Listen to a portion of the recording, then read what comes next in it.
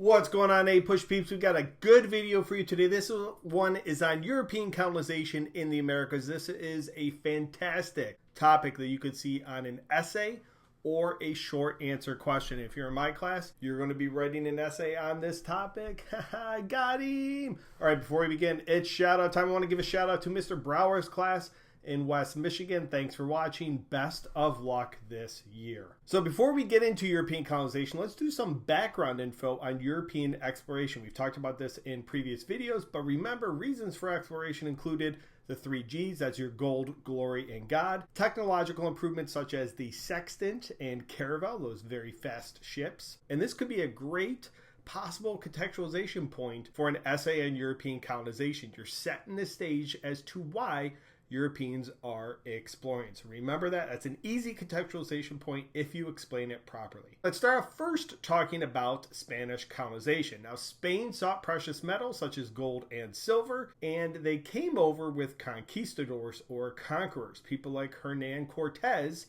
who was able to conquer Tenochtitlan in 1519. That's present-day Mexico City. He conquered the Aztecs because the Spanish had advanced weapons and diseases such as smallpox and malaria that the Native Americans were not immune to. Francisco Pizarro, he was able to conquer the Incas in present-day Peru. So we have the Aztecs and the Incas that were conquered by the Spanish. Okay, now the government structure of Spanish colonization. Well, the Spanish crown had tight control over its colonies. They really ruled and made all the decisions in the colonies. Royal officials were mostly appointed from Spain rather than the colonies. So again, the king or queen of Spain is keeping tight control and appointing people from Spain to rule the colonies. Most of the settlers were men. This would lead to intermarriage with natives and Africans, and then new social class systems would emerge, such as mestizos, who were people of mixed Spanish and native ancestry, and mulattoes, who were mixed Spanish and African ancestry. Now let's talk about Spanish interactions with natives. Natives were often seen as uncivilized by the Spanish and many European groups. The Spanish established the encomienda system, which we talked about in a previous video. This was royal land grants to Spanish settlers.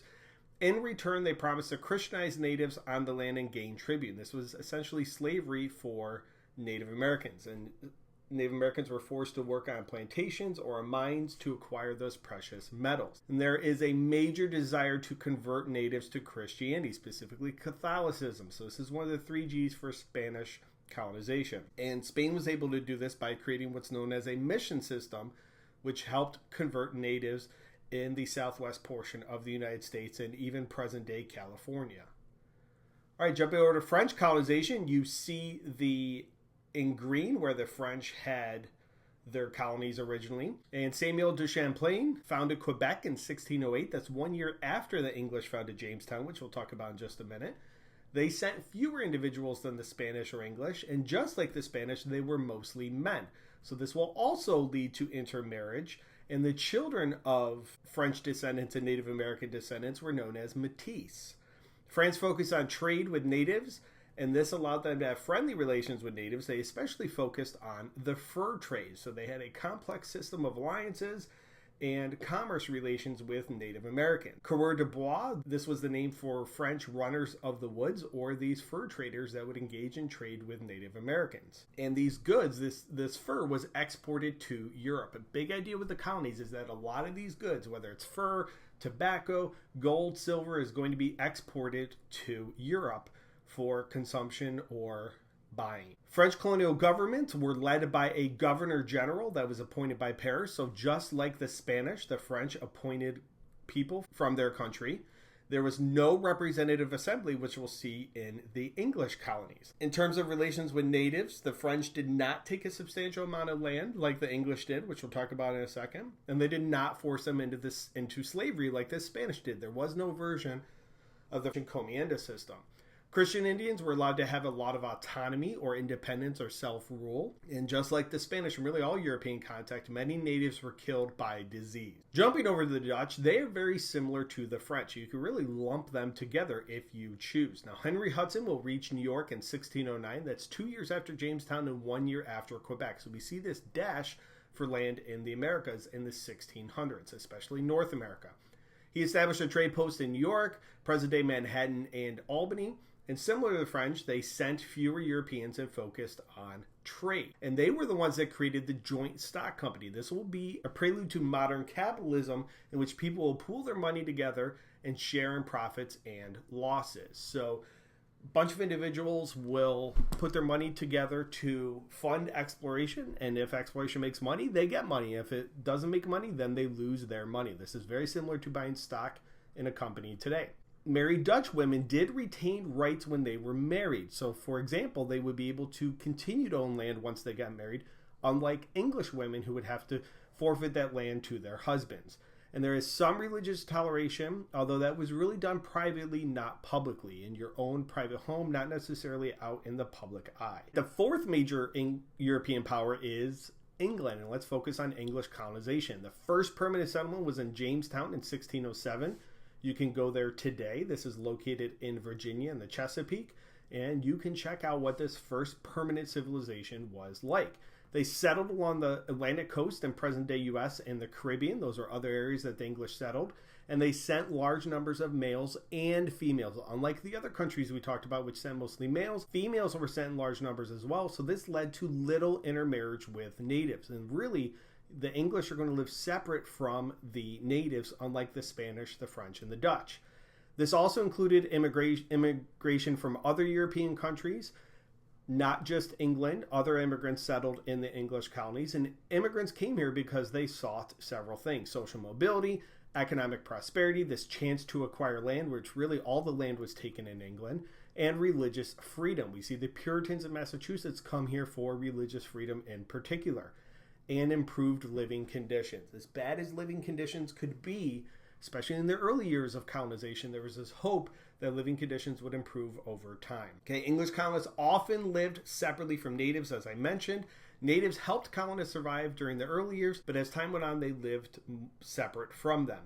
The natives did teach colonists to grow crops and to fish, and colonists focused on agriculture, especially in the Chesapeake. That's your Maryland and Virginia, and the southern colonies as well. Southern colonies really focused on tobacco. It's going to be a huge cash crop for Maryland and Virginia. The middle colonies are going to focus on cereal crops, things that produce bread and grains. And New England colonies are going to focus on subsistence farming, so not raising crops to be able to sell and make money, but rather just enough crops to live and survive on your own. And colonists frequently fought with natives over land. We'll be talking about this more in the next couple videos, but there will be lots of conflict with natives over land. Chances are, when we're talking about conflict between Europeans and natives, it's going to be over land. Okay, English colonies at the time were incredibly democratic. Even though by today's standards they really weren't, back then they were very democratic. And we'll really jump into this in the next video. But especially compared to other countries' colonies, they were much more democratic. England did promote mercantilism, this economic philosophy that colonists exist for the mother country. So the colonies here, their goal was to provide gold and raw materials to the mother country to make money. This is all about the mother country, or England, acquiring lots of resources and money. And they focused on controlling the balance of trade. England wanted to make sure they were bringing in more money than they were losing. The Navigation Acts is an example of mercantilism. This allowed for colonies to trade only with England. So if you're living in Virginia, for example, you would not be able to trade with the French or the Dutch or even the Spanish. You could only trade with the mother country. That is what the Navigation Act stated, and that's an example of mercantilism. So if you're writing an essay about mercantilism, make sure you're talking about the Navigation Acts. Many colonists did resist this, however, by smuggling. Okay, let's do a quick recap. The Spanish sent mostly men, and they intermarried with natives, which led to a social caste system. The encomienda system was slavery for Native Americans, and the colonies were controlled by the crown. The French and Dutch sent fewer settlers, most of whom were men. Again, intermarriage, especially with the French with natives, Métis think of. And the French and the Dutch based their alliance with natives on the fur trade. The English sent men and women, which led to very little intermarrying with natives, and they lived separate from natives. There were some forms of democracy, and they included other European immigrants who came here for economic, religious reasons and to increase their social mobility. All right, guys, look forward to see you back here for video number 6, another wicked important one that is a great essay and or short answer question topic. It's on the British colonies. You need to know the different ones. Thank you for watching. Best of luck, and have a good day.